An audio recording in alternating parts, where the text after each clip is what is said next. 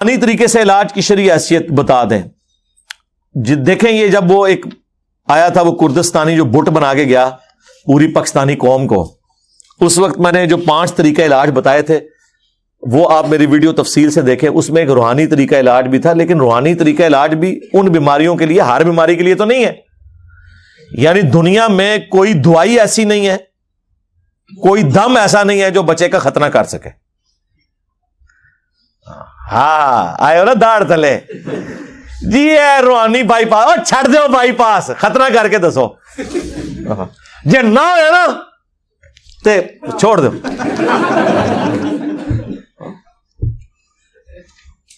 آج وہ جس بزرگ نے سٹیک تے لوانا ہے اپنے آپ نو, کیڑا ہے جڑا ہے لکھ کے دے منو کہ اگر میں نہ کر سکیا ختنہ تو جو مرضی کرو جی صاحب اجازت ہے, تو پتہ چل جائے گا. بھائی جو سرجری کام کرتی ہے وہ بعض اوقات ادویات سے نہیں ہو سکتا, وہ فزیکلی آپ کو علاج کرنا ہے. اس طریقے سے جھاڑ پھونک کا ایک علاج جو ہے وہ چند ایک چیزوں کے لیے ہے جو اس کے ایکسپرٹس ہیں وہ کرتے ہیں. بخاری مسلم میں حدیث ہے کہ شفا 3 چیزوں میں ہے, شہد میں, حجامہ کپنگ یعنی یہ پچھنے لگوانے میں, اور داغ دینے میں. لیکن میں اپنی امت کو داغ سے منع کرتا ہوں, لیکن یہ منع حرام کے درجے میں نہیں ہے, پریفریبل ہے. کیونکہ مسلم شریف میں حدیث ہے ایک صحابی کو زخم لگا, اس کا خون نہیں رکتا تھا, نبی علیہ السلام نے اپنے مبارک ہاتھوں سے داغ دیا. داغ یہ ہوتا ہے کہ لوہے کی کوئی سلاخ, تیر کا اگلا حصہ, کوئی لوہے کی چیز گرم کر کے جب وہ فل گرم ہو جائے تو وہ اس زخم کے اوپر لگاتے ہیں, وہاں سے وہ گوشت اور وہ سارا حصہ روسٹ ہو جاتا ہے, پھر وہ خون نکلنا بند ہو جاتا ہے. آج کل الیکٹرک داغ دینے والے انسٹرومنٹس آ گئے ہیں جو سرجنز وغیرہ یوز کرتے ہیں. اس لیے دیکھیں آپ جو بائی پاس کے آپریشنز ہو رہے ہیں نا تو وہ بڑے ایڈوانس ہو چکے ہیں, ایسی ادویات آ گئی ہیں, اب خون بھی نہیں لگتا اور بائی پاس ہو جاتا ہے. ورنہ پہلے کتنی بوتلیں ارینج کرنی پڑتی تھی, خون ضائع ہو جاتا تھا. تو نبی علیہ السلام نے خود وہ طریقہ علاج استعمال کیا, آپ نے پھونک کیوں نہیں مار دی؟ کہیں اللہ نے چاہا تو ہو بھی گیا. بخاری میں حدیث ہے ایک صحابی کی پنڈلی کی ہڈی ٹوٹ گئی, نبی علیہ السلام نے ہاتھ پھیرا, ٹھیک ہو گئے. لیکن یہ 1-2 واقعات معجزانہ طور پہ ہیں, ادروائز نبی علیہ السلام پورا علاج کرواتے تھے. اور علاج کرنا ہے, جو چیز اس طرح کی سرجری والی ہے وہ دم کرنے سے نہیں ٹوٹی ہوئی ہڈی جڑ جائے گی, وہ نبی علیہ السلام کا ایک معجزہ تھا. اگر آپ کو اپنے بزرگوں پہ اعتماد ہے تو توڑوائیں اپنی ٹانگیں اور ٹائم قیامت تک جائے کروا کے دسو کسی کو سیدھا. اس طرح نہیں ہوتا میرے بھائی. معجزات جب اللہ تعالیٰ کسی کے لیے چاہے ظاہر کر دیتا ہے, لیکن آپ نے معجزات اپنے بابوں کے لیے مانے ہوئے ہیں تو پھر بہتر یہی ہے کہ پریکٹیکلی کر کے بتائیں. آپ جو آپ کلیم کر رہے ہیں وہ کر کے بتائیں. کہتے ہیں بزرگ جو ہیں وہ اگر جو ہے وہ کیمرہ اور سیٹلائٹ جو ہے وہ سارے بر اعظموں میں ایک کمرے میں بیٹھ کے دیکھ سکتا ہے تو اللہ کا ولی کیوں نہیں دیکھ سکتا؟ چھاڑ دو سرکار, کوئی مسئلہ نہیں ہے. اگر PIA کا پائلٹ جہاز اڑا سکتا ہے تو بزرگ کیوں نہیں اڑا سکتا؟ بٹھائیے سارے بزرگانوں اور کاکپٹ سے جو ہے پائلٹ کو کہیں گے جی آپ تو نکلے نا, یہ اڑلا دے والے جی قیامت والے دن جا کے لینڈ کرنا ہے انہوں نے جتنے کرنا ہے. نہیں اگر یقین ہے تو کرے نا. کہتے ہیں نا روحانی علم تو جو ہے وہ اوپر ہے اس دنیاوی علم سے, اور اس دنیاوی علم کو یہ کر رہے ہوتے ہیں اللہ کے بندوں. خدا کے لیے نبی علیہ السلام نے جب مختلف بادشاہوں کے پاس خطوط لکھے ہیں تو ان زبانوں کے ایکسپرٹ بندے بلوائے ہیں, ان کی زبانوں میں لکھوائے ہیں. اس طرح نہیں ہوتا جس طرح آپ سمجھتے ہیں. دنیا بقدر ایفرٹ ہے. کبھی کبھار کوئی معجزانہ بات ہو جائے وہ الگ بات, وہ انبیاء کے ساتھ خاص ہے. باقی غیر انبیاء کے ساتھ نبی علیہ السلام کے مبارک دور میں بڑے عجیب و غریب قسم کے معجزات ہوئے ہیں, وہ بالکل درست ہے, وہ نبی کے معجزے ہیں. لیکن رسول اللہ کی وفات کے بعد جو کچھ ہے وہ دعا کی حد تک ہے. اللہ تعالیٰ چاہے تو کر دے, اللہ تعالیٰ چاہے تو نہ کرے. بارش کی دعا کی ہو گئی, ٹھیک ہے, سمجھ آتی ہے بات کی. اس طرح کے معاملات ہو سکتے ہیں. جو اللہ کے فزیکل فینومینا آف نیچر ہیں ان میں اللہ تبارک و تعالیٰ کسی کی دعا قبول کر لیتا ہے. لیکن کبھی ایسا نہیں ہوا کہ جی کسی صحابی کی آنکھ نکل گئی ہے, دوسرے نے پھونک ماری ہے تو اس کی نظر واپس آ گئی. نہ کسی کی ہڈی ٹوٹی ہے تو یہ جنگ قادسیہ اور یرموک میں صحابہ کرام کو جو زخم لگتے تھے تو ایک دوسرے کو سورہ فاتحہ پڑھ کے پھونکتے تھے, وہ زخم ٹھیک ہو جاتا تھا. خدا کے لیے یار اس طرح نہیں معاملات ہوتے. دنیا کو اللہ نے بقدر ایفرٹ چھوڑا ہوا ہے. آپ کو تو کہانیاں کرائی ہیں جی. ابو الحسن خرقانی نے کرتا دیا تھا محمود غزنوی کو, اور محمود غزنوی نے جو سومنات پہ جو آخری حملہ کیا وہ اس کی برکت سے کامیابی ہوئی. رات نو بابا جی پھر ہوئی ناراض. بابے کتنے خوش ہوندے تھے جدوں تک نعرہ نہ مارو انہاں دے اگے تسی یا میرا نام نہ لو. وہ بابا جی کہندے نے ان کے کہ ناراض ان کے تو نے میرے کرتے کی اتنی کم قیمت لگائی ہے. اگر تو یہ کرتا اٹھا کے یہ دعا کرتا نا کہ قیامت تک اس پلانٹ ارتھ پہ کوئی کافر باقی نہ رہے تو سارے مسلمان ہو جاتے. حضرت ابو الحسن خرقانی ایک بزرگ گزرے ہیں. یہ حضرت باعزید بستامی کے سجادہ نشین تھے. اتنے بڑے آدمی تھے, اپنا جبہ دیا محمود غزنوی کو. جب مشکل آئی تو دعا مانگنا آگے رکھ کے اللہ فتح دے دے گا. تو محمود کہتے ہیں جب سومنات کے مندر نہیں فتح ہو رہے تھے تو میں نے بابے کا جبہ سامنے رکھ کے دعا کی تو اللہ نے مجھے فتح دے دی. کہتے ہیں بابا جی رات خواب میں ملے تو کہنے لگے تو نے کیا قیمت ڈالی میرے جبے کی. کہا حضور کیا مطلب؟ فرمانے لگے تو میرا جبہ سامنے رکھ کے دعا کرتا کہ یا اللہ ہندوستان کے سارے کافر مسلمان ہو جائیں تو اللہ نے توفیق ایمان دے دینی. یہ تو نے کیا دعا مانگی ہے؟ اچھا لوگ پڑھتے ہیں سبحان اللہ, لعنت ہے. سنانے والے بھی سننے والے بھی. کیا صحابہ کرام قادسیہ اور یرموک میں رومنز اور پرشینز کے خلاف رسول اللہ کا کرتا لے کے گئے تھے؟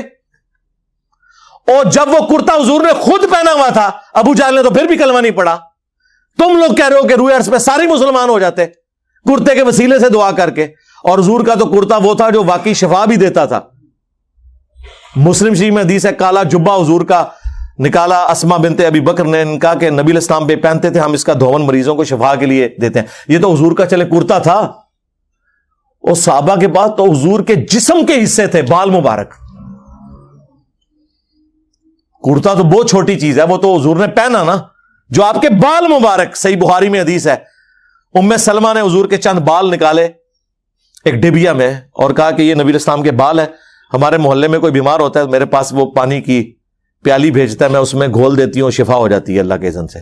یار وہ بال لے کے صحابہ کرام رومن اور پرشینز کے خلاف جا کے لڑتے اور بالوں کو سامنے رکھ کے تو فتح حاصل کرتے. جنگوں کی تکلیف کاٹی. 8,500 صحابہ اور تابعین شہید ہوئے ہیں صرف قادسیہ میں پرشین امپائر کے خلاف. کتنے لوگ ہاتھیوں کے نیچے آگے شہید ہوئے ہیں. تسی نگاہ ہی مارتے رہتے ہو. سب کہانی ہے. اور اب تو میں نے آپ کو بہت پہلے پریڈکٹ کیا تھا کہ اب ینگ جنریشن یا تو علمی کتابی مسلمان بنے گی, یعنی علمی کتابی سے مراد چھڑا مسلم, کتاب و سنت کے دلائل ماننے والا, اور یا پھر وہ اس مذہب سے ہی برگشتہ ہو جائے گی, سیکولر یا ایتھیسٹ ہو جائیں گے. باقی فرقے تو ہم نظر نہیں آنے انشاءاللہ تعالی. کیا موجودہ دور میں کرامات کا کسی بھی شکل میں وجود باقی؟ جی باقی ہے. یہ ہمارا پلیٹ فارم کرامت ہے. اس سے بڑی کوئی پلانٹ ارتھ پہ کرامت ہے تو بتا دیں. تفنن اپنی جگہ اور ریئلٹی بھی ہے. یار انہوں نے کبھی سوچا تھا کہ ایک بندہ اٹھ کے انہیں اس طرح ایکسپوز کرے گا کہ ان کی اولادیں جن کو بچپن سے بابوں کی کہانیاں گٹھی میں ڈالی گئی تھی وہ چھوڑ کے اس شخص کے ساتھ جڑ جائیں گے جس کی قبر مدینے میں صلی اللہ علیہ وآلہ وسلم. آپ کو کتنا فخریہ سناتے ہیں نہیں فلانے دا فیض جاری ہے, او چھڑ دیو سارا نے فیض ڈوب گئے. ایک یوٹیوب دی ویڈیو, ایک میرا نعرہ نا سب کچھ لے گیا. تو یہ کرامت نہیں ہے. کرامت یہ ہے کہ اللہ کا کرم ہو جائے کسی پہ, کسی کی دعا قبول ہو جائے, کسی کی ایفرٹ اللہ تعالیٰ قبول کر لے اور اس کی برکت سے کوئی معاملہ کو جاری فرما دے. یہ لادہ بات ہے کہ تبلیغی جماعت اتنی بڑی کرامت ہے, لیکن دیوبندیوں کے نزدیک, بریلویوں کے نزدیک گمراہی کے پیشوا ہیں یہ. اور باپا جانی کی دعوت اسلامی اتنی بڑی کرامت ہے بریلویوں کے نزدیک, لیکن دیوبندیوں کے نزدیک گمراہی کی پیشوائیت کا شرف انہیں حاصل ہے. تو تعداد کی بنیاد پہ, جماعتوں کی بنیاد پہ تو یہ ایک دوسرے کو نہیں ماننے کے لیے تیار, تو یہ چھوڑ دیں. تو کرامت کے اوپر میں نے مفتی منیب الرحمان صاحب حافظہ اللہ نے جب میرے خلاف ایک مضمون لکھا دنیا اخبار میں, تو میں نے ان کی طبیعت صاف کی تھی کرامت اور معجزے کے حوالے سے کہ ہم مانتے ہیں لیکن وہ چیزیں جو واقعی رپورٹ ہوئی ہیں. اور اس میں نے دیکھیں کتنے عرصے سے انہیں کہا ہوا ہے تخت بلقیس کی انہوں نے رٹ لگائی ہے. تو میں نے کہا تھا وائٹ ہاؤس لا کے مرگلا ہلز پہ رکھیں, اگلے دن میں بریلوی ہونے کا اعلان کر دوں گا. ہاں لیکن مجھے دکھانا ہے آپ نے انشاءاللہ میں جیسے ہی اسلام آباد انٹر ہوا اور میں نے پڑھا لا حول ولا قوت الا باللہ، تخت بلقیس تو غائب ہو جائے گا، وائٹ ہاؤس تو غائب ہو جائے گا، وہ نظر کا دھوکہ ہوگا، اور غائب نہ ہویا ٹھیک ہے میں بریلوی ہو جاؤں گا، ٹائم قیامت تک جائے۔ کرامات کی وجہ سے مقام طے کرنا، کوئی مقام طے نہیں ہوتے سرکار۔ یہ کل وہ ایک بندے کی ویڈیو لگی ہوئی ایک بریلوی عالم کی، اور وہ واقعہ یہ سنا رہا ہے، اچھا وہ واقعہ سنا رہے ہیں، لوگ مذاق اڑا رہے ہیں، یہ آپ کے بزرگ لکھ کے گئے ہیں واقعات۔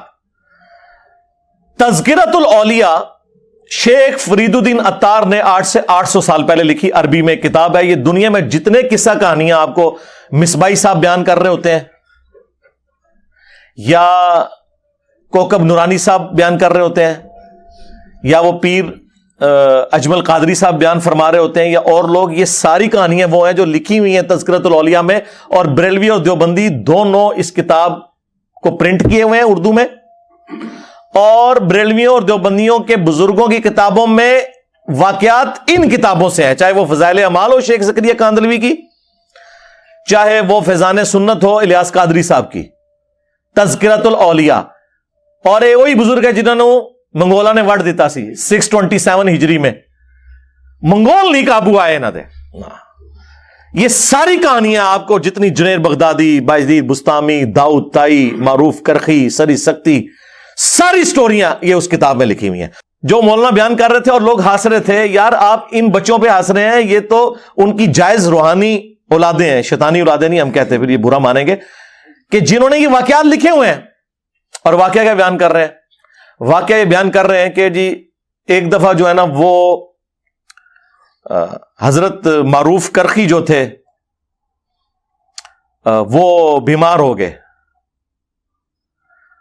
حضرت سری سکتی، یہ پوری ایک چین ہے نا جو تصوف کی چلتی ہے نا، وہ کہتے ہیں جی مولا حسن ابن علی کے مرید تھے حسن بصری، اور حسن بصری کے آگے مرید تھے حبیب العجمی، اور ان کے آگے سے مرید تھے داؤد طائی، اور ان کے آگے سے مرید تھے معروف کرخی، اور ان کے آگے سے مرید تھے سری سکتی، اور پھر آگے مرید تھے جنید بغدادی، اور یہ پوری وہ چین چلاتے ہیں۔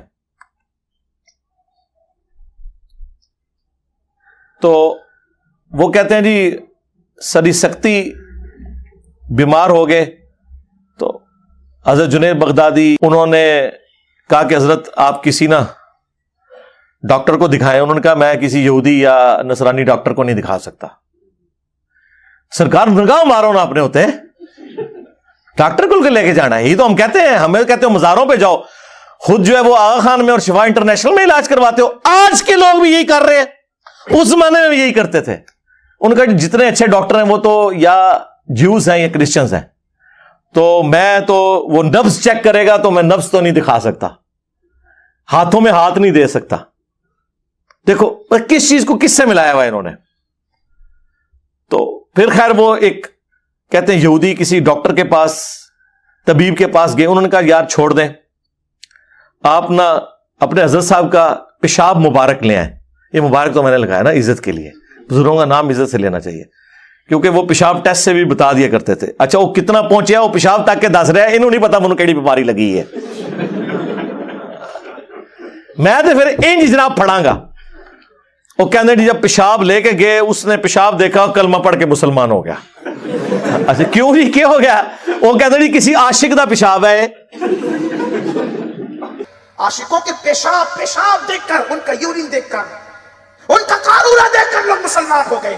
یہ بات میں نہیں کہہ رہا اپنی طرف سے، طاؤس العلماء سید الطائفہ حضرت جنید بغدادی کہتے ہیں میرے ماموں، میرے پیر و مرشد حضرت سید نصر سکتی بیمار ہوئے۔ حضرت جنید بغدادی نے کہا مرشد کسی اچھے طبیب سے علاج کرا لیں۔ فرمایا ہمارے بغداد میں جتنے بڑے حکیم اور طبیب اس وقت نظر آتے ہیں، ان میں سے کیا کوئی یہودی ہے، کوئی نصرانی عیسائی ہے؟ میں اپنا ہاتھ کسی یہود و نصرانی کے ہاتھ میں نہیں دے سکتا۔ حضرت جنید بغدادی کہتے ہیں میں نے اپنے پیر کا علاج کرانا تھا، میں گیا طبیب کے پاس جو تھا یہودی یا عیسائی، میں نے اس سے کہا کہ میرے ماموں اور میرے پیر بیمار ہو گئے ہیں، لیکن نہ تمہیں آنے دینا چاہتے نہ وہ خود آنا چاہتے، اپنا ہاتھ تمہارے ہاتھوں میں دینا نہیں چاہتے کیونکہ تم یہودی ہو۔ اس نے کہا کوئی بات نہیں, تمہارے ماموں تمہارے پیر کو ہم نے کبھی نہیں دیکھا, لیکن مرض چیک کرنے کے لیے ان کا پیشاب لانا پڑے. حضرت شبلی سکتی کا پیشاب لایا گیا. اس نے پیشاب دیکھ کر کے کہا یہ تو کسی عاشق کا پیشاب ہے, یہ تو کسی عاشق کا پیشاب ہے, اور کہا مجھے اس کے پاس لے چلو, میں کلمہ پڑھ کے مسلمان ہونا چاہتا ہوں.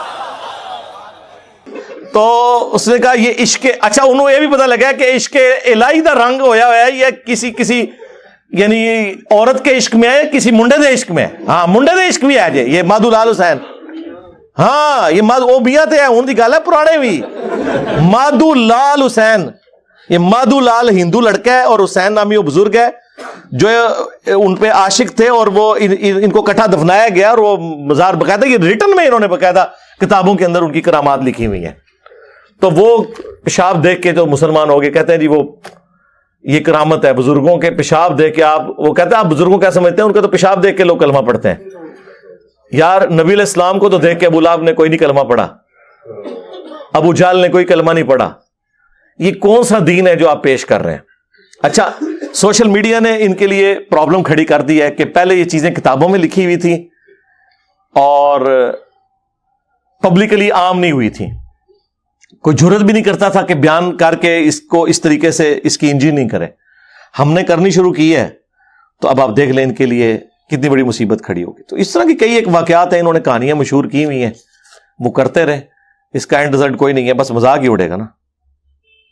خلفائے راشدین کے بعد کوئی ولی یا بزرگ مانا جا سکتا ہے, کیوں نہ آپ مانیں, لیکن وہ اس میں سے نکالنا کیا ہے؟ اے جی مندے نہیں کہ منیے, کیا مطلب اے جی فلانے بزرگ نہیں مانتے. بھی مانتے ہیں کہ وہ بزرگ تھے, ان کے ماں باپ کی شادی ہوئی تھی اور وہ تحفہ پیدا ہوا تھا وہاں پہ, ٹھیک ہے, وہ بڑا ہوا جوان ہوا, وہ کھاتا پیتا تھا, پیشاب بھی کرتا تھا, شادی بھی ہوگی اس کی, مر گیا, دفنا دیا. یہی ماننا ہوتا ہے نا کسی کو, اور کیا منوانا چاہتے ہیں؟ جب کہتے ہیں آپ فلاں کو نہیں مانتے, کیا مطلب ہے؟ ایک بندہ یہ کہتا ہے کہ آپ جو ہے وہ ہٹلر کو نہیں مانتے. بھئی ہم مانتے ہیں کہ ایک بندہ تھا, آیا تھا, چلا گیا. ماننے سے مراد کیا لیتے ہیں؟ انکار تو ہم نے کسی کا نہیں کیا. نہیں وہ بزرگ نہ, نہیں نہ یہ تہاڈی خواہش نہیں پوری ہونی, ٹھیک ہے. تو ہم مانتے ہیں, دیکھیں امام بخاری امام مسلم کو ہم اپنا بزرگ مان رہے ہیں نا, جبھی تو اتنے احترام سے وہ خود آ جائیں تو ہم ان کا کیا عزت کریں گے. ہم نے ان کی لکھی ہوئی کتابیں احترام کے ساتھ اپنے ٹیبل پہ رکھی ہوئی ہیں.